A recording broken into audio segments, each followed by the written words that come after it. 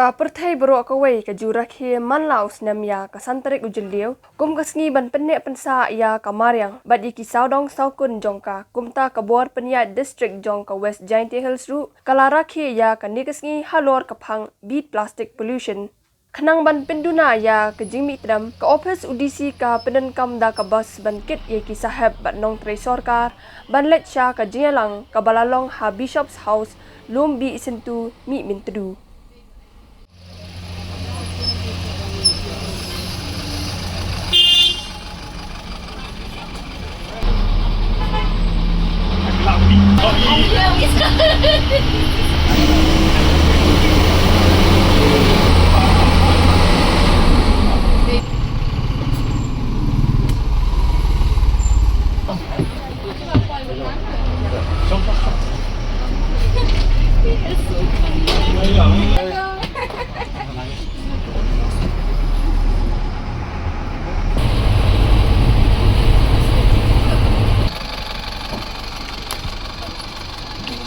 Nice walk, nice breeze.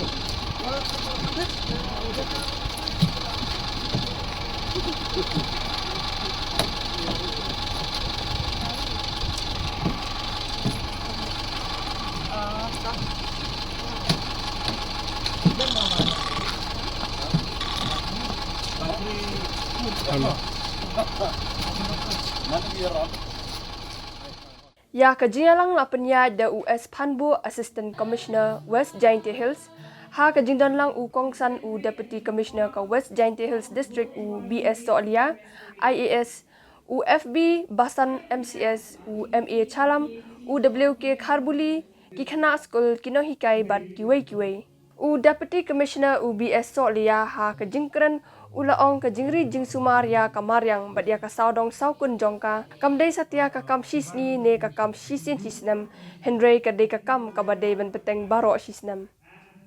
We can avoid, especially when we have children, toddlers, small young children, small babies and toddlers in the house. Don't give them plastic. They take something, they try to bite on the plastic toys, especially toys. Those microplastics will enter the system. Microplastics will enter the system. Then nowadays toys they're not made of plastic. They won't play with those things. Make them something good.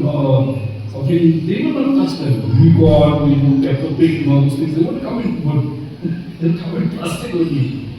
But we have to make sure that we don't take those plastics and bring them close to their mouths. We can have a light, right? Manusia that. Jika ada yang baik, kita memiliki bank, jual bank, atau bank, kita bisa punya video, we have to take care. Plastic was introduced to the world to save the environment. Actually, that was the why plastics were. You know why? Because so that we don't cut down trees anymore to make paper bags. If we cut down trees, to make paper bags, we'll have to cut trees. Because paper bags are made from trees. Then, to address that, the bright thinkers and scientists of those days said, okay, let us make plastic bags so that we don't have to cut down trees anymore. Then plastic became a Frankenstein because it cannot be, it's not biodegradable. It's everywhere.